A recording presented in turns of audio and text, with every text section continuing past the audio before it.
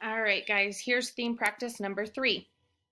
Every year, the school held auditions for the school musical. Every year, Clarice auditioned. She imagined herself as a star of the stage, singing and twirling as the crowd cheered. In reality, she wasn't very good at singing or dancing or acting. She never got an important role in any school production.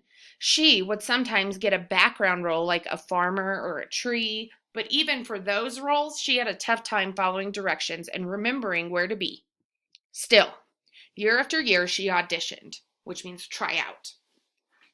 One way or another, Clarice loved being part of the theater. When she didn't get cast in a small part, she would always help with the sets.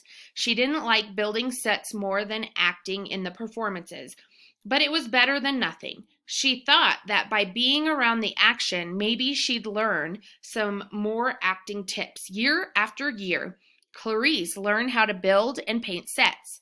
It turned out that she was really, really good at it. After a couple of years, the sets she built were getting just as much acclaim as the star actors. She had a genuine talent for it, which means like natural, really good talent for it. But Clarice didn't recognize it. She was too focused on her desire to be on stage, even though she hadn't gotten a role in a long time. Finally, she did get a role. Clarice got a small part in a musical, but something funny happened during the first rehearsal. She peeked backstage at where the sets were being built, and she missed it. She missed the teamwork of the stage crew. She missed being able to create something with her own vision.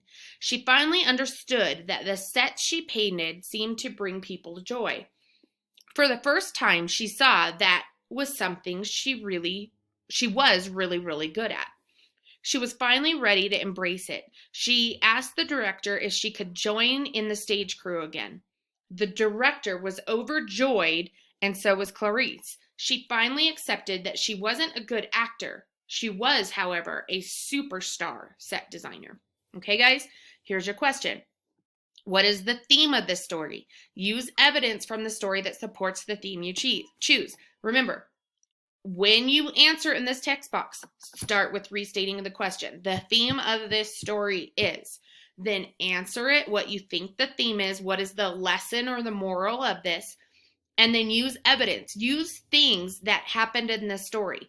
Go and pick out little things that happened to Clarice to prove your answer.